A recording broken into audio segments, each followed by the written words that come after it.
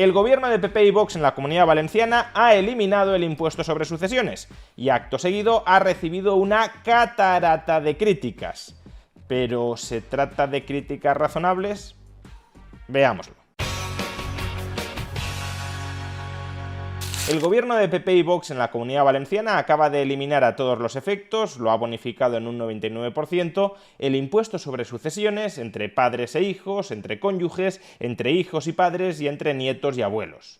Lo mantendrá, eso sí, en todos los demás casos, pero al menos en aquellos en los que exista un parentesco tan directo como los que anteriormente he mencionado, el impuesto desaparecerá en un 99%.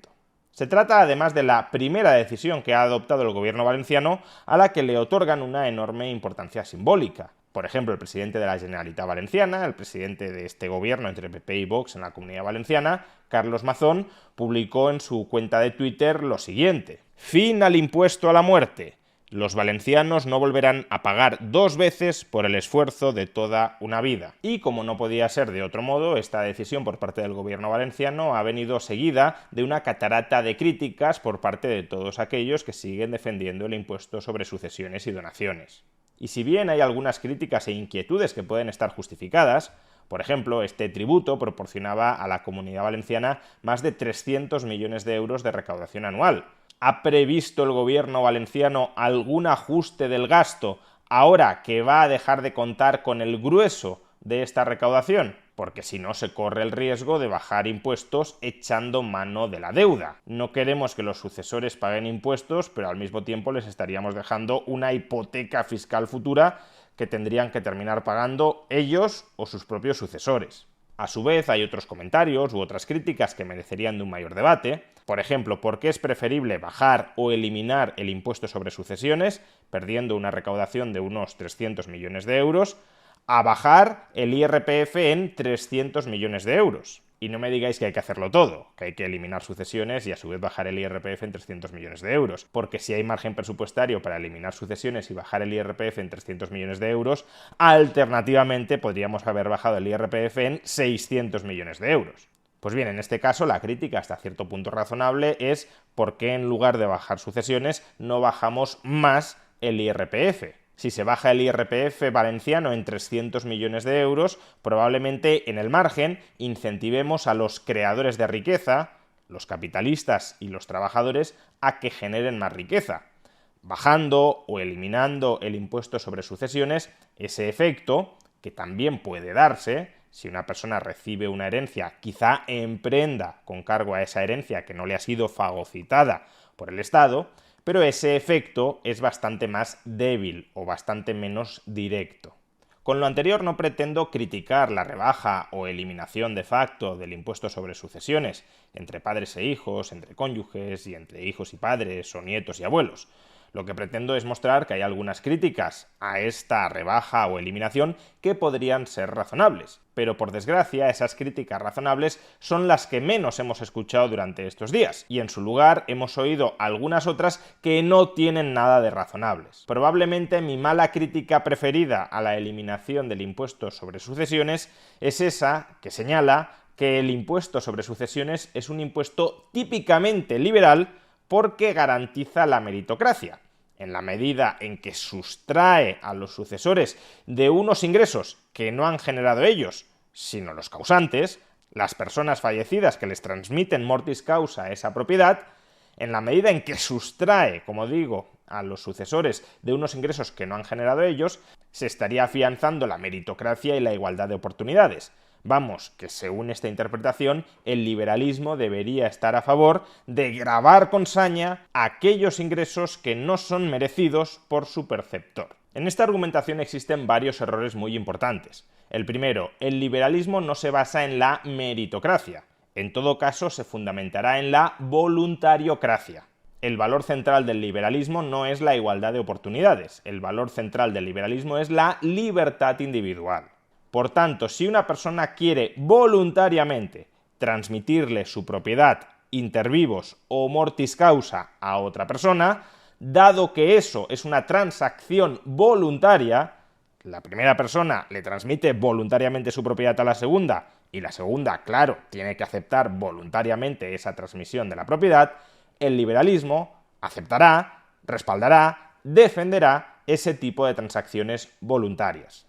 Y si el Estado se entromete, interfiere coactivamente en esta relación consentida entre dos personas, entonces esa intervención, esa interferencia, no será algo consustancial al liberalismo como algunos están diciendo ahora, sino algo profundamente antiliberal.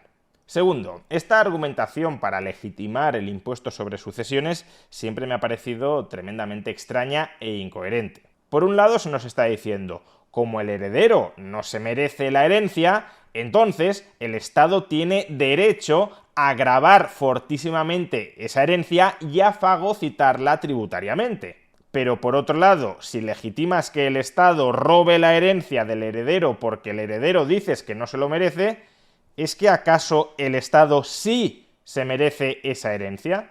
¿Qué mérito ha hecho el Estado para apropiarse de algo que no es suyo y que ni siquiera le ha sido entregado voluntariamente por su propietario al Estado?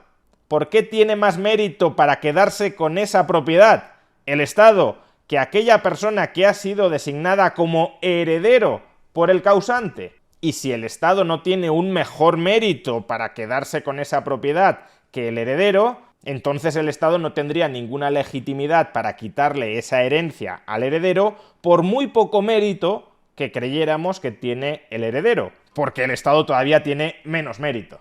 Y en tercer lugar y por último, ¿cuál es el mérito supuestamente objetivo que debería poseer un sucesor para tener legitimidad a recibir una herencia? Porque sí, escuchamos mucho eso de que el sucesor no se merece la herencia, pero ¿cómo debería merecérsela?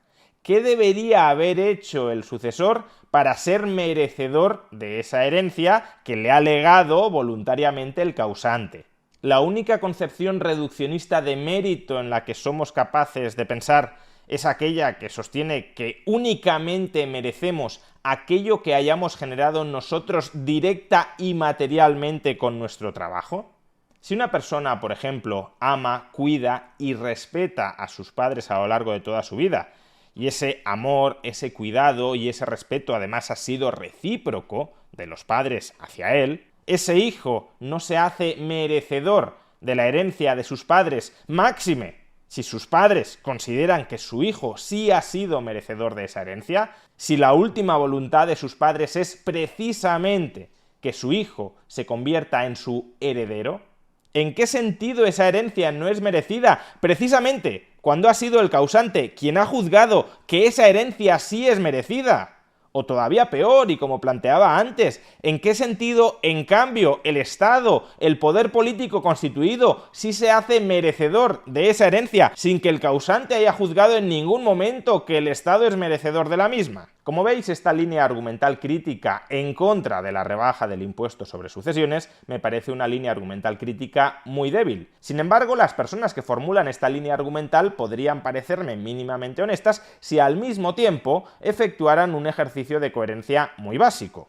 Si ellos dicen, yo estoy a favor del impuesto sobre sucesiones porque considero que ninguna persona se merece aquellos ingresos o aquellas propiedades que no ha generado con su trabajo. Si ese es su argumento, lo que deberían señalar acto seguido es, y por tanto, yo estoy en contra del IRPF porque el IRPF es un impuesto que grava aquellos ingresos que las personas sí han generado a través de su trabajo.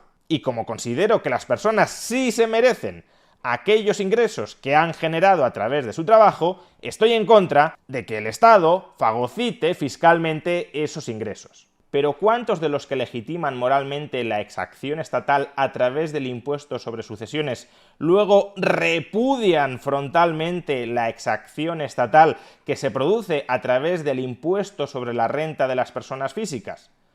No voy a decir que ninguno.